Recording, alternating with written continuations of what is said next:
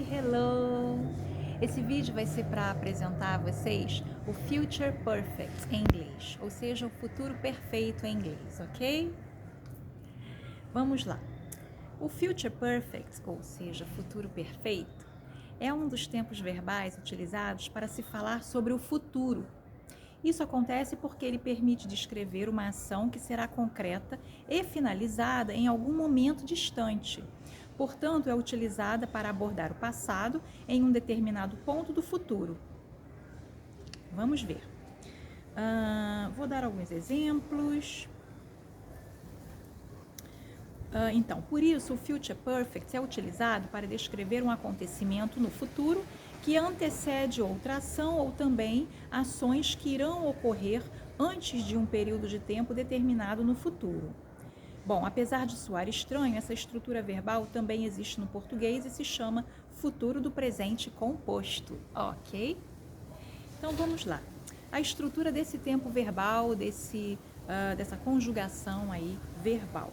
A estrutura padrão para formular uma frase no Future Perfect é sujeito mais will have mais o passado particípio do verbo principal mais o complemento. Então a gente pode ter exemplos dessa estrutura, por exemplo, she will have returned home by the time you leave home work.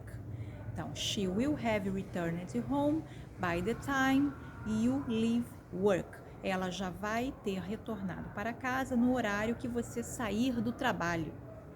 Outro exemplo, they will have finished all the homework before lunchtime. Ou seja, eles terão finalizado toda a lição de casa antes do horário do almoço.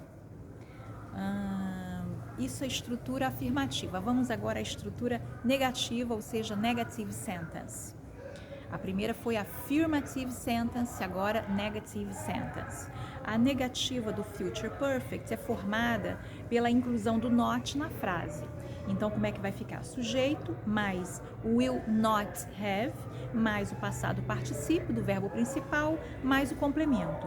E aí a gente tem um exemplo. Arthur still won't have graduated from college by this time next year. Ou seja, Arthur ainda não terá se formado na faculdade nesta época do ano que vem.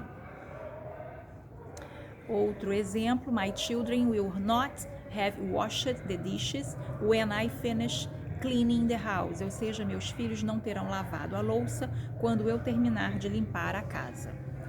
Então, a gente viu aí, no primeiro exemplo, eu coloquei na negativa contrata, will not, won't, tá? E no outro exemplo, a forma cheia, will not. Eu vou deixar isso tudo depois na descrição do vídeo para vocês acompanharem e poder estudar com muita calma. A estrutura interrogativa desse tempo verbal, ou seja, interrogative sentence. Como é que vai ficar? O will mais subject, mais o sujeito, né? Mais o have, mais o passado particípio do verbo principal, mais o complemento. Então, você pode ter will you have finished all these amounts of work by tomorrow? Ou seja, você terá terminado todo este volume de trabalho até amanhã? E eu posso ter a interrogativa negativa, ou seja, will not, won't, começando a frase. Então, posso dizer won't mais o sujeito, né? Will not, won't, mais o sujeito, mais o have, mais o passado particípio do verbo principal, mais o complemento. Então, o exemplo, won't they have all set up before I can pick them up?